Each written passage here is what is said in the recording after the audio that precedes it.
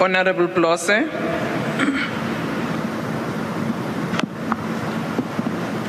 Yeah, no, thank you very much, Minister.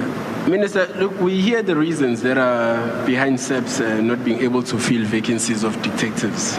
But this is worrisome, and given the fact that you once tabled a report in the portfolio committee in terms of how many detectives you may need to hire annually. Now, you've got a backlog of vacancies that you have not filled up, but it keeps increasing every year.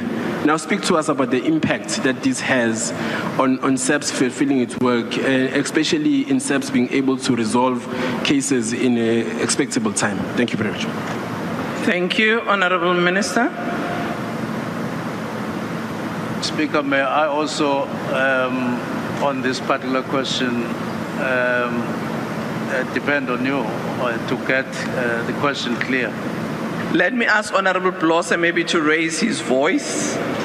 No, Somlom. The question was simple. It was that given that the vacancies in detectives, there's a backlog, but the minister wants tabled a report in the portfolio committee to say that he needs to hire a certain number of detectives annually. Now he's got a backlog of vacancies, and they're increasing every year because he's unable to hire annually the number that he requires. So what's the impact of that in SAPS and helping them to resolve cases in an expectable time? Honorable Minister. Well, in both SAPS and detectives and maybe other units, including intelligence and all of that, the first thing to understand is that it is not going to be possible in the near future to match the requirements or the demands in terms of numbers in all those units and overall required numbers to match what is demanded. That is going to take us time. But what is happening is that we increase the numbers depending on how far we can each time. I've indicated in the past that currently we have 153,000 police, where ideally we should be having close to 200,000. Now, in the 153 that we have is one that we are making, doing work with, and we have to stop at some point complaining and complaining about those numbers. Just work with the numbers that you have. But that doesn't mean that nothing has been done. In the last 3 years, financial years, there have been 10,000, 10,000, and 10,000 that has been recruited, although even that doesn't match necessarily. We lose about 6,000, between 4,000 and 6,000 people per annum, and then we recruit that 10,000. That means that you are actually recruiting about 4,000, and it is the same in other units. You have an ideal number, but you have an actual number that you have at the moment on which you try to build. And the numbers are shifting. It can be that 3 months or 4 months ago you required a certain number, and 3 months later you still are at the same number because you will have recruited, or a much bigger gap will have happened. It's something that develops all the time, but it's a matter that you deal with on an ongoing basis. Thank you. Thank you, Minister. I think with your few minutes remaining, one of the issues that the member was raising is the impact of that to the work of the police service. Thank you very much. Well, in South Africa, I've said the last crime statistics, even the year before this one, or the second quarter statistics, are showing a decline. And we've shared these numbers publicly with everybody. And in the third quarter, for emphasis, there has been a decline registered in a number of crimes, even though it is still at a high level. That is the impact.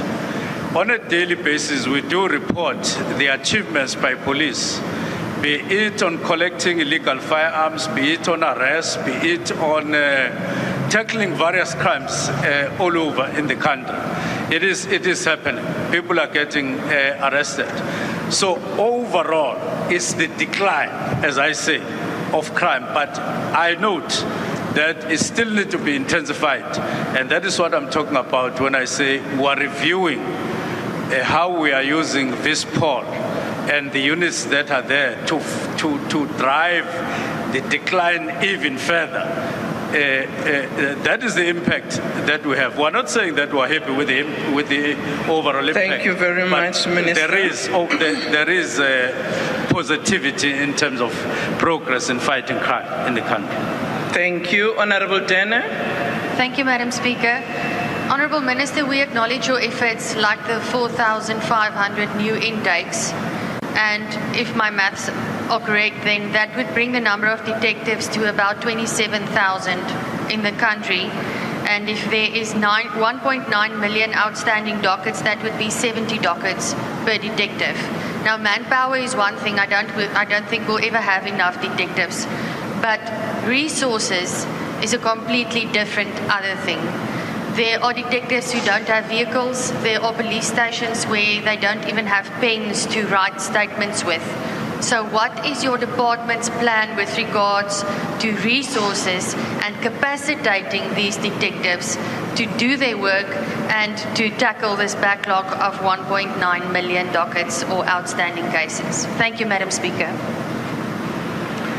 Thank you, Honourable Member. Honourable Minister.